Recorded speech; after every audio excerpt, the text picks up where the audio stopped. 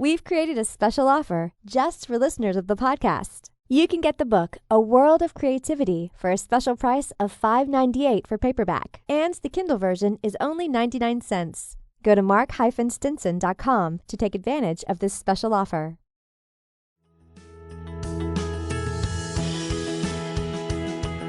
Tap into your most original thinking. Organize your ideas and create the opportunities to launch your creative work. Unlocking your world of creativity with best-selling author and brand innovator, Mark Stinson. Welcome back, everyone, to our podcast, Unlocking Your World of Creativity. And we love to talk branding on this podcast. And so a lot of times when we say the word brands, branding, we have this visual imagery of logos, of campaigns, of sports people and spokesmodels, and all sorts of digital assets and so forth. But today we're going to focus on a very unique part of branding, and that's sonic branding, the power of sound to complement and to build your brand. And we have an expert in this area, Jeanna Isham. Jeanna, welcome to the show. Hi, Mark. Thanks so much for having me. You know, we travel around the world talking to creative practitioners, Jeanna, and we're just so happy to be stamping our creative passport in your hometown of Sacramento, California. Great to talk to you. Good to talk to you too. I'm really excited about this because I think that sonic branding and just sound design in general is more something that people understand than they think they understand. It's just that they have not been presented the information in the right box container. It's just a little bit of a slightly different thought process. But once you get there, it's like this Pandora's box of creativity and like blowing your mind of what you can possibly do with sound. It's incredible. And so many more instances or interactions with sound than we can even talk about. But we're going to delve into it and we'll cover as much as we can. Sure. Maybe even just a little bit of definition of terms when we say sonic branding. How do you define it and what are some of the elements you think about? Sure. And thanks for saying, how do I define it? Because there's a lot of definitions for it. And through my research and my understanding, I come at this as a composer, lover of marketing, but I did start in sound and music design. For me, the word sonic is really important to focus on because sonic is actually waveforms. Waveforms is vibration, which is movement. So when you think of the word sonic branding, most people go straight to like the NBC chimes or the Intel Pentium processor chip, musical, tonal. But sonic branding is anything that creates sound. And when you open up that Pandora's box, you realize, wow, this is a lot bigger than I thought it was. Like, yes, it's a niche industry, but it affects so many assets and nuances of your business and your marketing and your life in general. We all can connect to sound. Even the deaf can connect to sound because sound is vibration. And I like this little story about Beethoven that some people know about, but when he was going deaf, he cut the legs off of his piano and he put his ear to the ground and he wrote, I think it was the Ninth Symphony. He wrote it on the ground, banging the notes out so he could hear the vibrations. So even as pretty much a deaf man, obviously he had the context of music, but as a deaf man, he could still make music. He could still understand it. Oh, that's so good. As a foundation, this idea of vibration and sound. Jeanna, your work at your own company, Dreamr Productions, you look at all those things that you were just talking about. It could be music and soundscapes. It could be jingles. It could be, but the things you're talking about that even go to transactional confirmations, app sounds and buttons and vibrations, it really covers the gamut, doesn't it? It sure does. It absolutely does. And the thing that I've really got on board with lately that I know that we're going to discuss is the small and medium-sized companies, the businesses out there. This is something that you can actually get your hands on and compete with companies like the MasterCard and Visas that are out there. You may do it a different way than them, but that's okay. Because if sound is everything, you have so much that you can work with. You don't have to be a musician. This is not something that is a luxury that only the 6-7 figure companies can attain. This could be as simple as you have a clothing store and you mindfully and purposefully choose the playlist that plays overhead. Rather than just picking some random top 40 station, you could actually curate and go, my customers tend to like classical music. My customers like jazz, and just focus on that. And the cool thing about sonic branding is it's also just the sound in your marketing. So you don't necessarily have to go about creating a sonic logo or anything like that. It's just the sound that's incorporated in your branding. You just do it in a cohesive way. So if your fans like Taylor Swift and you're playing Iron Maiden, that needs to be switched. This is not a match. It's not a match. So but anyway. This is terrific. Let's take off there, because I do think that often, even when we wade into sonic branding and use some of these well-known examples, so people know that sound when you sign into Netflix. They know the sound when you've used your credit card. They know the sound when they've tuned into CBS or NBC or what have you. But I do think that they're missing the opportunity, even at a small business level, create that, whether it's in advertising or, as you said, in-store experiences or app development and so forth. Let's drill down on that a little bit. You've got some interesting research and statistics on how this could help even a small business. Yeah, so I grabbed some studies. This one is the best one. There was a study by Ipsos in 2020, and they compared ads with sonic cues versus the ads without sound. And when distinctive brand assets were used, those with the sound were 8.5 times more likely to be high performers. Visuals were ranked as only 3 times as likely. And this is the kicker right here. Only 8% of marketing assets even included sonic cues and/or music. With that much effectiveness, 8 times more likely, that's 5 times more likely than visual, which we all focus on. And only 8% of the marketers used these assets.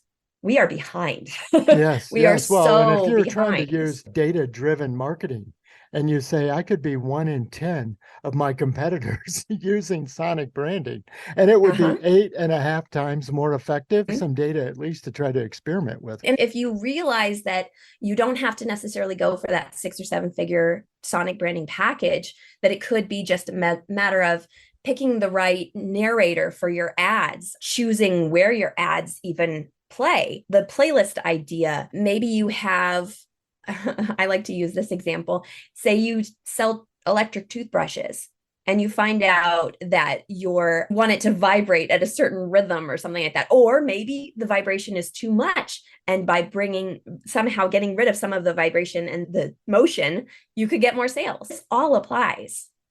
Very good. And you had mentioned in one of your podcasts, which are terrific for people who want to know more about this topic. But you had even mentioned how dissatisfied people often are, literally at the point of sale. You've advertised, you brought them into the store, you brought them into your shop, they've looked around, they found that great thing, and then yet we're leaving them with a feeling of disappointment at the cash register. Wow. Isn't that incredible? How do you address that? I find it so fascinating that I followed a study that Sensation Decision Science did. I believe it was a year ago, maybe 2. And they studied the point of sale sounds and what was going on and what was happening. And what the companies are doing is they are relying on a third-party associate or technology to end their point of sale. So there's a peak end rule that they were talking about. And what people will remember is the last point of interaction with your customer is the most crucial. That's the one that they will remember. And that is the part that people are just going, okay, I'll let this app take care of it. And whether or not this app has sounds or not, it's totally separate from what the company is doing. I just find that baffling. And the study showed the sound, whatever the sound may be, it did make a difference, whether it had sound or it did not. And for me, that seems like such a simple thing to remedy. Let's add some sound. Maybe it's right, maybe it's not, but let's try something, because you never know until you try. And then you try something else. Now is the time to do it because people aren't doing it. This is the time that you experiment. I think about the real thing here is whoever lands first lands it. So for example, Coca-Cola, is it just a Coca-Cola can that makes that crack fizz sound? No, but when you hear it, your mind goes to Coca-Cola because they've been doing it for decades. So they somehow, without an actual license, somehow licensed the sound of the pop fizz to represent their brand. So even if Pepsi or Sprite or Dr. Pepper did it, the first initial like wriggling of your mind, if you grew up in the 80s and 90s with all of the commercials, Coca-Cola. Doesn't matter because they've already claimed that territory. The NBC chimes, we were talking about this off camera. We could have ABC or CBS or whatever. All these other places do chimes. NBC has the chimes. You cannot compete with that anymore. When you hear the chimes, you know it's NBC because they've been doing it for decades. And anybody else, they were obviously trying to copy or catch up or, echo that. Exactly. Right on the coattails. In my branding work, we talk about at least 6 elements, but there's a likability factor even. People engage with brands and so we talk about jingles, we talk about even licensed music. A few episodes back, I talked with one of my pharma advertising colleagues just about the jingles that are used in pharmaceutical ads. They're bringing up all the oldies and all the songs to make you think Dire Straits and Fleetwood Mac like this drug. So it must be good enough for me. But there is a likability factor, isn't there? Or a familiarity that we're trying to create with sonic branding. Absolutely. The opportunity that you have with sound is that you are focusing on another one of the senses. And the thing that bonds us human to human is our humanity.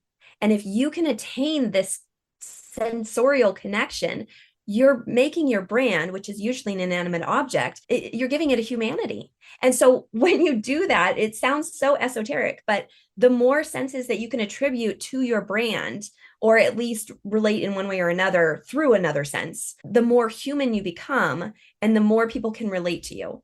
And with sound is so brilliant because, and this statistic is floating around everywhere, but we now have the attention span of less than a goldfish, right? Can't keep our mind on anything. I have so many tabs on my screen and sometimes I just have to close them all because it's just too much and I don't get anything done. So when our attention span is less than 8 seconds, it's probably 5, I don't know. You need something that gets in there fast.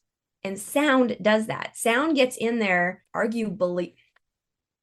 I can't find the word, but you know what I'm saying. It's a sonic brand. Arguably. Yeah. Arguably. There we go. Arguably. That is the word. Faster than visual because visual goes into your eyes, has to be transmitted into your brain, flipped upside down because everything's backwards and sideways, and then transferred through again. Sound doesn't have to do that extra processing. It goes right in and right out. It's just such an effective way of marketing. And like the NBC chimes again, that's 3 notes you hear, and you don't even need the 3 notes at this point. Jaws, 2 notes for like at least 10 bars before he does anything else creative. And you're done. You know exactly what it is. When we have such a short attention span and so many platforms and digital spaces and electronics and chaos that's going on in our world, we got to get in there fast. And the fact about sound is it gets in there fast, but it stays too. When you think about a sound like NBC chimes, it brings you to a moment. It makes you happy, or it makes you think of this. It makes you think of that. And that's all you had to do was find the right music, find the right tone or atonal sound and launch it. It's crazy. Yeah, I love that. While we have your attention, since we've been talking about attention span, listeners, I'm talking with Jeanna Isham, a sonic strategist at Dreamr Productions. And so if you look her up, it's Dreamr without that last E. So DREAMR Productions. Now, Jeanna, we've been talking about the client side or the business side of sonic branding. I'd like to turn the page and talk a little bit about you and your background and how you got into this thing. You have really embraced audio and sonic branding in a big way. What was your background and how did you come to this part of the field? You're the first podcaster that switched it up like that. I love it. It really changes. I want to talk about unlocking creativity. Yeah. And I can't assume that one day you said, you know what, sonic branding is my aim here without some background. Yeah. No, it wasn't even a thing when I started this. I don't think that word was officially a word yet. Yeah, I started in music as a composer. Before I went to college, I wanted to be Sarah McLachlan. And realized real quick that I'm not a performer. I feel a lot better with pencil and pen in my hand, pencil and paper. And so I went to school and I got a degree in composition. And then I wanted to be John Williams. And that was really hard because there's 5 guys that do it, and it's really hard to break in there. Women are getting out there. Respect for that. And then I did a lot of dabbling in production music, which was frustrating because you never actually get to talk to the client about anything. It's just like Toddlers and Tiaras or Duck Dynasty, or what does that mean? I don't get it. So I did that for a little while. And then after a bout of that, I came across marketing. My husband and I have an audio video production company. And so I was merging them together when we got married. And so I was like, we got to figure out how to market ourselves. And I just started to dive into marketing and fell in love with it. And I was like, gosh, this is so interesting how people put themselves out there. I wonder how they're using sound in marketing. And I was shocked to not really find anything.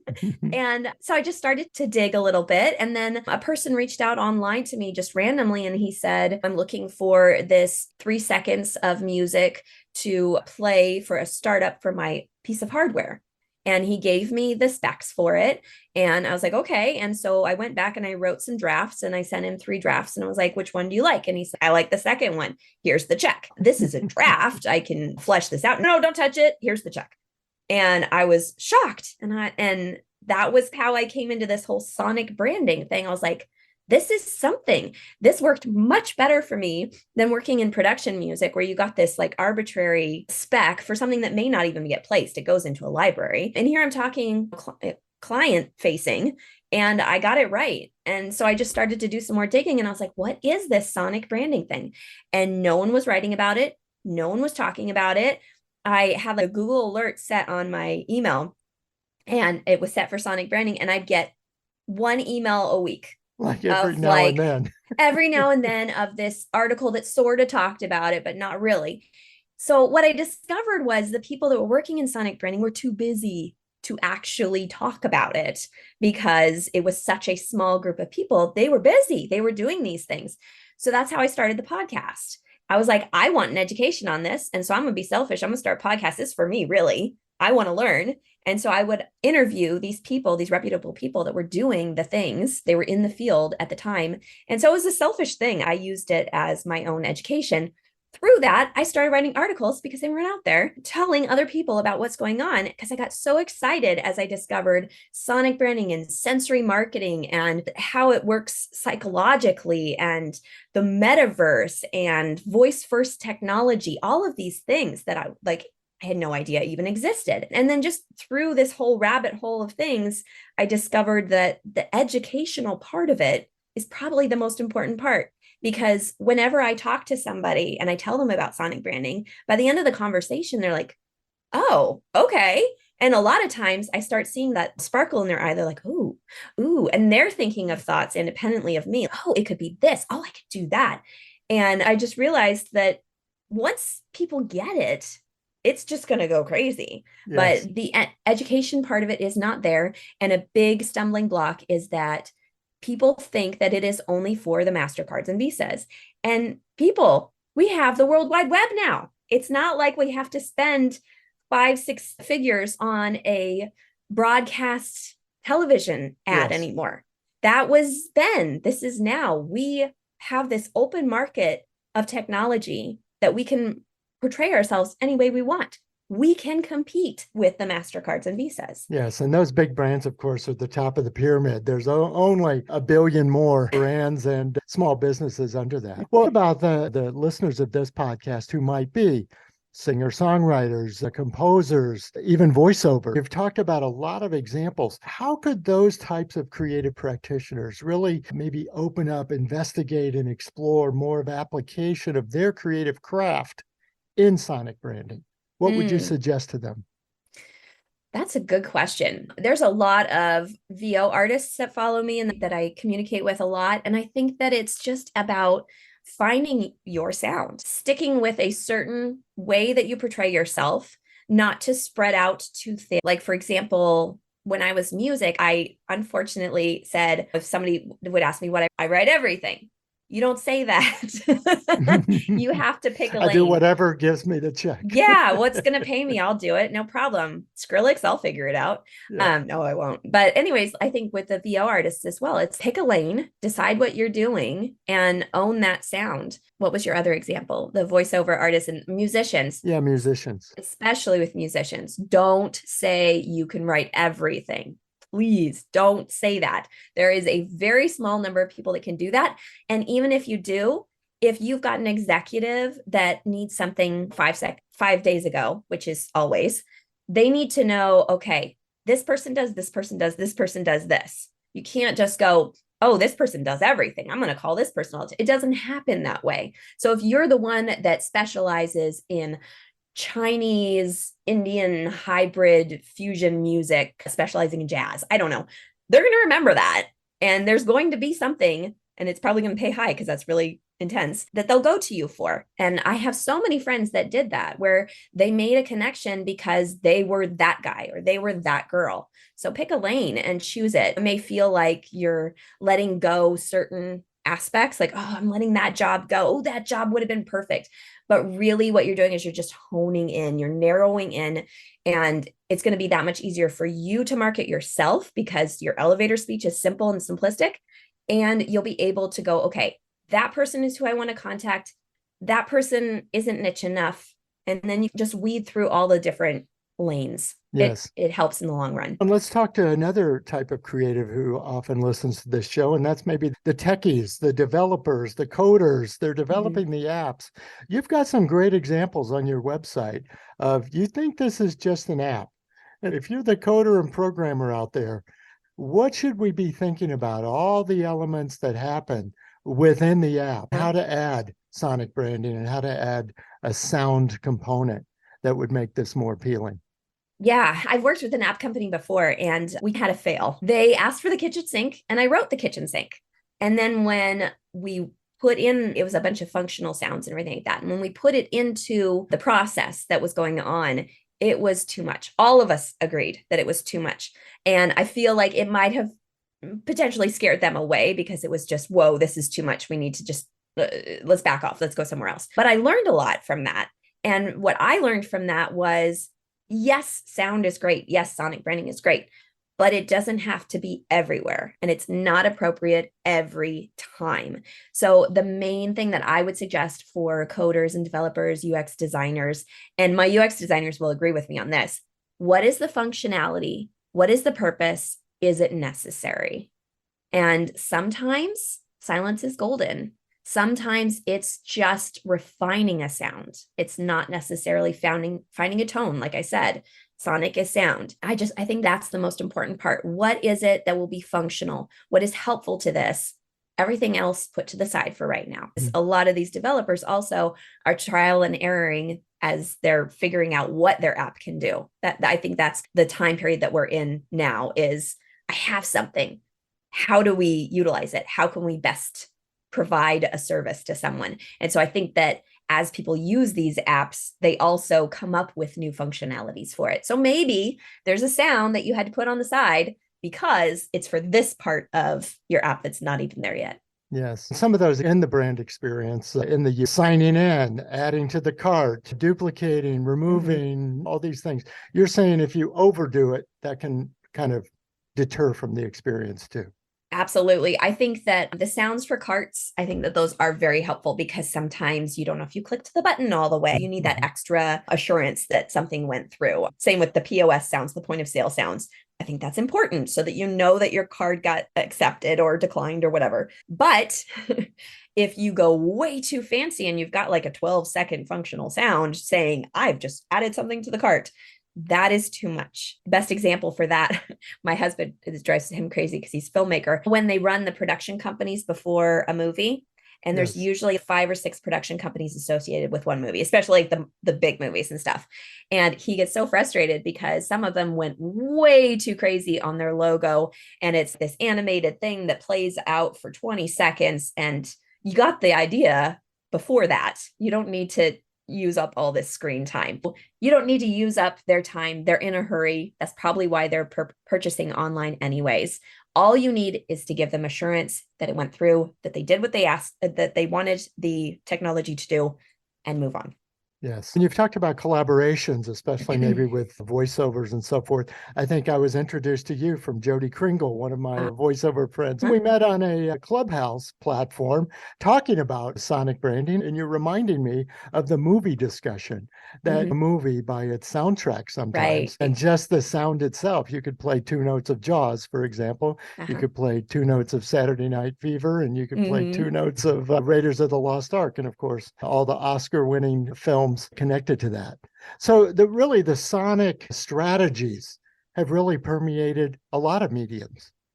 Absolutely. I think that it's more noticeable in the movies, like the James Bond franchise. Gosh, they are the best at it. That is 100% sonic branding. It's brilliant how they bring in all these different artists and they just weave their little soundscape in there. So I think that the movie industry is the easiest for us to relate to because it's entertainment. But what we have to realize is, especially in the world that we're in now, where we can have anything we want, like honestly, we have everything at our fingertips. We have information, we have technology, we have stuff, we have blah, blah, blah, blah, blah. But we want to be entertained as we're purchasing these things. It's all about entertainment. It's all about keeping our attention and our interest. So it makes sense that the entertainment industry would bleed into the consumer product services and goods industry. It's just not as apparent yet, but it will be. There you go. I want to ask you about the future, but before, make sure we know where to connect with you, learn more about your work. How do we find you? Sure. I'm very active on LinkedIn. I'm always sharing articles that fascinate me and connecting with people online there. I also have a website separate from the Dreamr Productions, and it's called soundinmarketing.com. And there you can find the podcast. You can also find coursework. I have another course coming up in a couple of months that's specifically about sound strategy for small businesses. So there you go. But there is another course on there as well if you're interested. That's also where I share my resource articles that I share on LinkedIn. I publish it once a month over there. And then dreamrproductions.com, DREAMR. On the screen right there, productions.com. And that's my main site, my main source.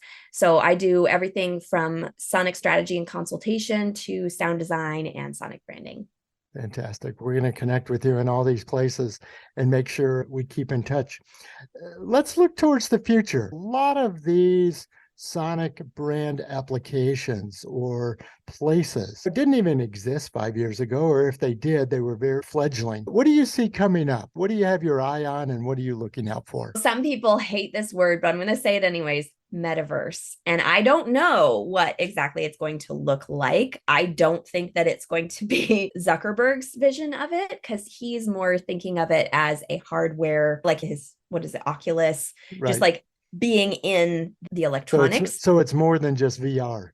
It's more than VR. I think that really the idea for me for the metaverse is blending the digital world with the physical world. So if you think about cryptocurrency, which I'll not go far into that because it's confusing, but the fact that you can use crypto online, but it also applies to, like, some people will take rent and utilities in crypto. It might have changed because the valuation went down, but at some point it did. But then it can also be something that we could use in a situation like COVID. What if the metaverse gave kids a better education option where their Zoom and their Google Hangouts, a lot of kids just step back from that. They couldn't handle that. But if it was more engaging and more immersive, potentially there could be something in that, in the Robux and all of that stuff. So the metaverse, I think, is really something to be paying attention to, because if they want it to be a more real environment and for people to be the most immersed in it, the only way I know how to immerse is through senses. And so sound is going to play a huge part in that. I was thinking of, like, there was a fashion week was actually held in the metaverse last year or the year before. And I'm just thinking of, if there's going to be these digital shopping malls, like going back to the 80s and 90s, when we'd walk through the shopping malls, you were bombarded with sound. there's a use for sound there. If for some reason your storefront becomes a digital storefront where you find a place over there, you're going to need to have it play sound. What is your customer in there going to look like? So I think that's really something to be paying attention to. And the market to pay attention to is Gen Z and Gen Alpha. They're going to decide what's going to happen, and they're all on board for digital immersive content. That's great. And we won't have to drive them to the mall. They can just show up in the metaverse mall.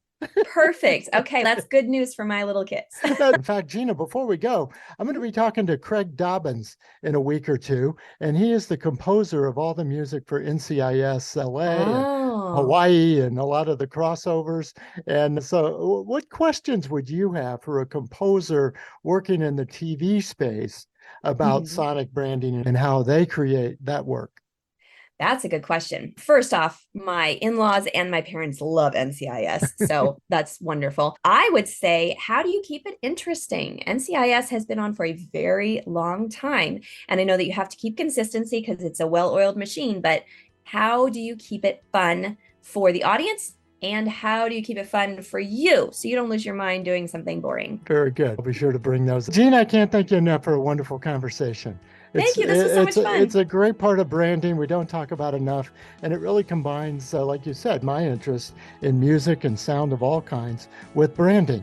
And where that overlap is a fun place to be. So thanks for sharing all that with us. Absolutely. I love talking about it. So anybody reach out to me and we'll have a conversation. Yes. And all her coordinates are in the show notes. It's Jeanna Isham of Dreamr Productions.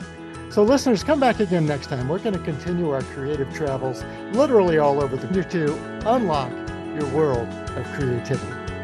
We'll see you soon. Unlocking Your World of Creativity with best-selling author and brand innovator, Mark Stinson. This program was produced by BSB Media, creators of IntelliKey Leadership Stories, Unlocking Your World of Creativity, and thepeaceroom.love.